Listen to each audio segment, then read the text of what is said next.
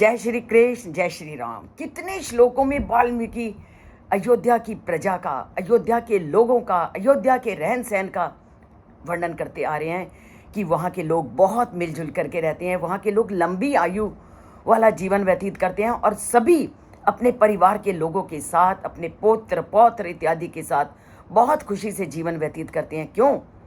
क्योंकि वो धर्म के अनुसार चलते हैं, क्योंकि वो सत्य का पालन करते हैं और उनको सभी सुख सुविधाएं प्राप्त हैं।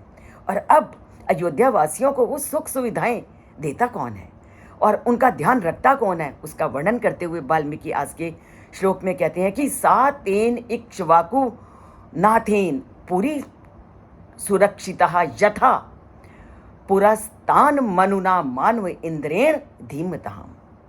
कितना सुंदर उन्होंने कथन किया कि जब इस सृष्टि का आरंभ हुआ तो इस सृष्टि को बनाया और इस सृष्टि का संचालन, उसकी रक्षा का दायित्व किसने अपने कंधों पर लिया? मनु ने। और मनु ने जब इस सृष्टि की संरचना की तो इस सृष्टि का पालन पोषण उन्होंने बहुत ही सुंदर ढंग से किया। जिस नियमों का, जिन विधान का वर्णन मनु ने और जिस तरह से मनु ने इस पूरी सृष्टि की रक्षा की, इस सृष्टि को चलाया, ठीक उसी तरह मनु के बताए मार्ग पर चलते हुए राजा दशरथ भी अपने राज्य का पालन वैसे करते हैं जैसे सृष्टि के समय मनु ने इस सृष्टि का संचालन किया। मनु ने लोगों का ध्यान रखा, मनु ने लोगों को जीवन को सुखमय बनाया।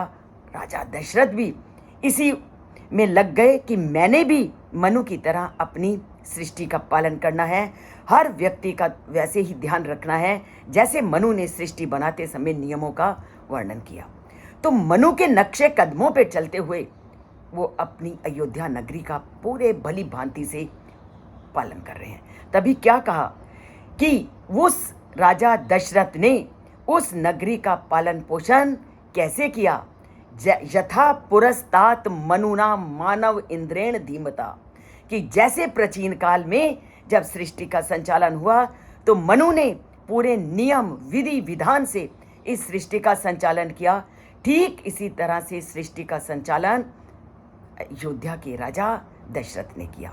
तो चलिए अयोध्या के राजा दशरथ के नियमों के अनुसार हम भी अपने जीवन को बनाएं और अपने जीवन को सुखमय करें और जीवन को एक नई आयाम की ओर ले जाएं, क्योंकि जीवन को जब हम एक नया मोड़ नहीं देंगे तो जीवन को सुखमय नहीं बना सकते। और अगर जीवन को सुखमय बनाना है तो फिर अयोध्या की उसकी ओर मुड़ना है।